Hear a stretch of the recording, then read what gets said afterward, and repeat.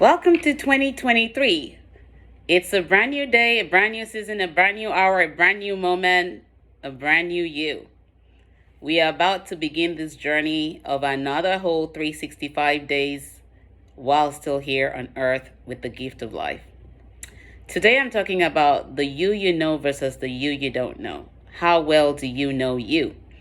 How well can you figure yourself out when you're going through the motions? How well can you say you know yourself? If I were to meet you today and ask you, who are you? I bet you will tell me a bit about yourself, your name, your profession, your family background, your cultural background, your accomplishments, your accolades, and every other thing that you would want to tell. But you may not really know yourself because all those things are the things that we learn when we're surviving. And when it comes to us going through the motions, life hits us hard, either through the loss of a job, the loss of a loved one, the end of a relationship, the end of a marriage. That's when we really discover we don't even know us yet. I've had clients say to me, a few clients say to me in the past during sessions, I feel lost. I lost my partner. I don't know who I am anymore. I don't even know where to begin. I don't understand me. All those words reflect the parts of you that you're yet to discover. And as long as we're still breathing and living, we all have the opportunity and endless possibilities of knowing and connecting to our true selves. Life does happen. And when life happens, we lose a bit of ourselves through the emotional pain and traumas that we encounter because we don't yet know ourselves and we don't yet understand our emotions. And those things kind of lock us up in emotional trauma space and lead to a breakdown of our nervous system as we continuously hit those shocking moments that we may block off and develop unhealthy coping schemes about and just continue to wing it in the survival mode than to really learn from them so that we can thrive and evolve and discover the parts of what that we're yet to know and connect with. And as long as we're winging it, it may be on the job, it may be in a relationship, it may be anywhere that life happens. As long as we're letting our emotions run the show, we will really miss out. I wrote the quote from my book, Beyond the Pain, tame your emotions. Don't let emotions tame you. Because I believe that when we come to know ourselves and understand our emotions, we will attain a high level of emotional intelligence that allows us to begin to connect to every part of us that we're yet to discover. And this is very vital as long as we're still breathing and living, because it's part of what liberates us and allows us to evolve. Not looking or seeking for anything outside of ourselves in other people, but looking within and saying, why am I going through this experience? It's also one of the ways that we can develop resiliency, because we are all created to become resilient. But when we go through life's journey and don't know how to build on resiliency, we end up breaking ourselves down with the emotions. We allow ourselves to accept defeat when we were actually meant to thrive as a seed being planted, trampled upon, but is still looking to survive. Even the grass knows it's still bleeding through the pain and the longing and the life it goes through. And as long as you're still breathing and living, you have opportunities to connect to the parts of you that you're yet to discover, to connect to those moments that you may feel are breaking you down, but are meant to bring you a conscious awakening, to dive into your own life, to gain a deeper awareness, to gain conscious awakening moments that help you discover the parts of you you're yet to know. Let's take an example of a loss of a job. You lose a job today, or you're on a job where you're constantly being chastised by your manager, you're being mistreated by the manager or co-workers, and you're still staying there and accepting because you're in survival mode. I have to pay the bills. I don't have any other thing. There are other opportunities that you can explore, but without being consciously aware that there are 10 ways to skin a cat, you may stay there and say, you know what, I'm going to be here. What are those people bringing to your awareness? Are they letting you know you are more and you deserve more than where you currently are?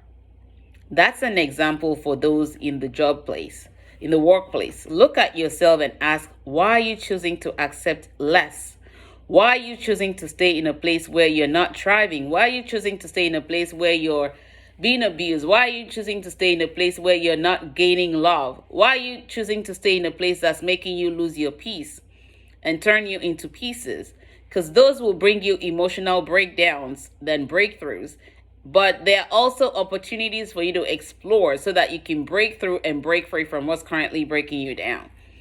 Now let's look at the relationship perspective. You meet someone you had gone through as a child. Those emotional wounds are still there that we carried from childhood.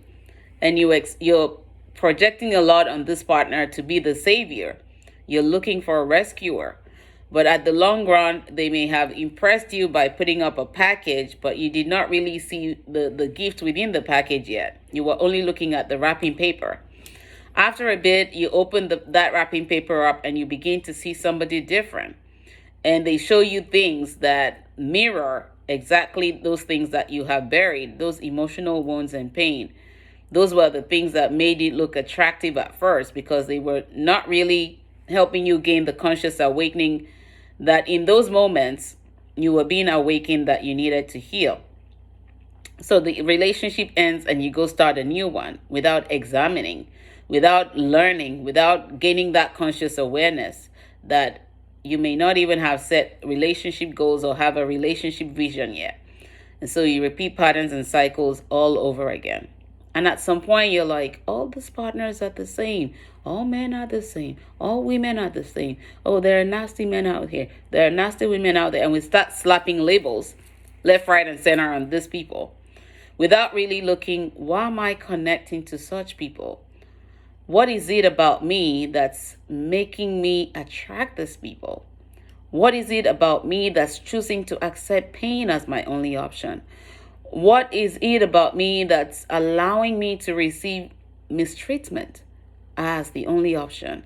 Am I making myself a priority, or am I just settling as an option because I don't know that I was created to be a priority? I did not know my own strength. I did not realize I'm a light. Why am I choosing to go into dark places?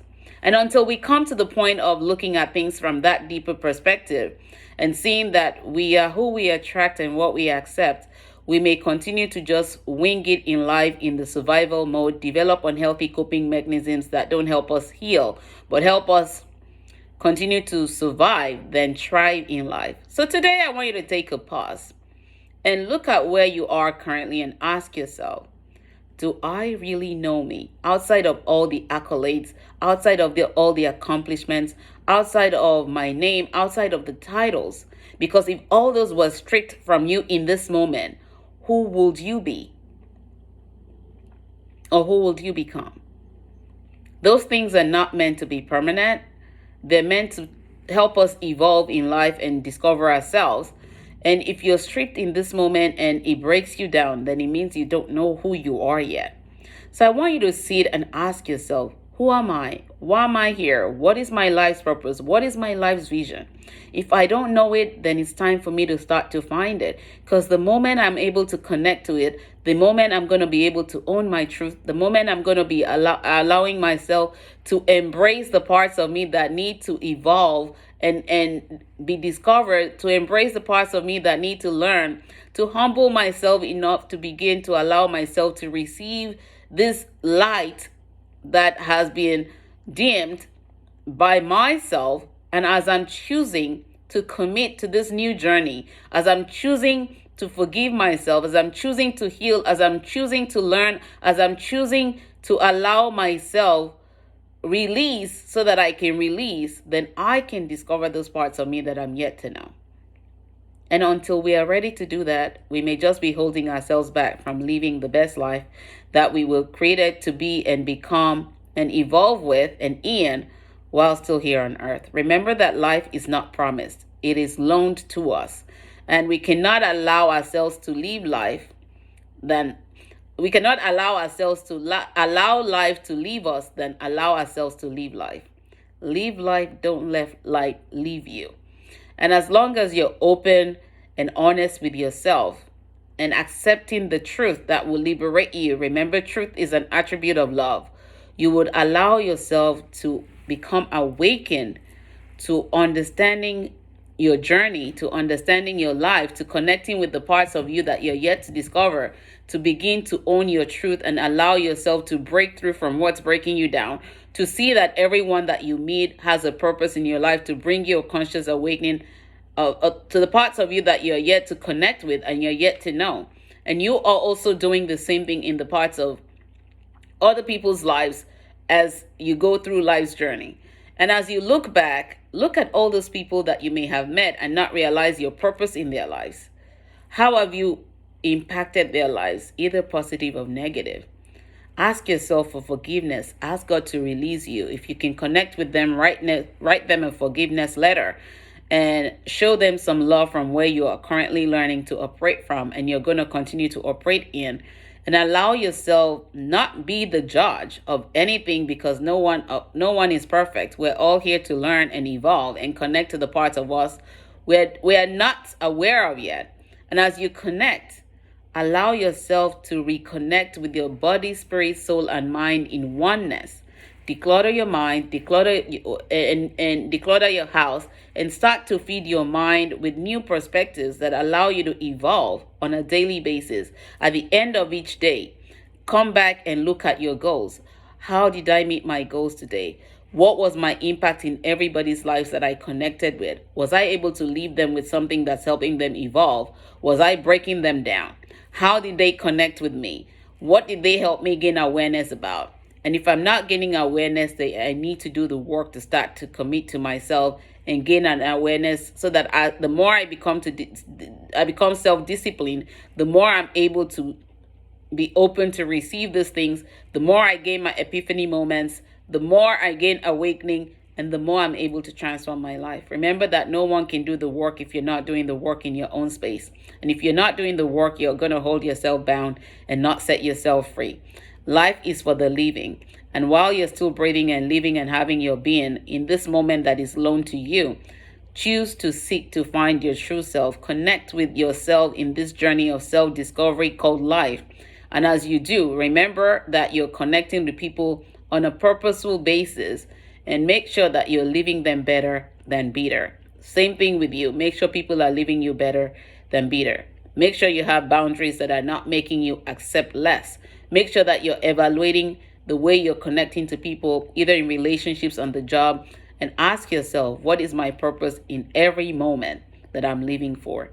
The more you do, the more you'll discover you, the more you'll gain new knowledge and wisdom that would allow you to continue to become and be the best version of yourself while still breathing and living. Never stop loving while living. When you stop loving, you stop living. When you stop living, it means it's time to go back to the maker. But while you're still here, remember, life is for a purpose.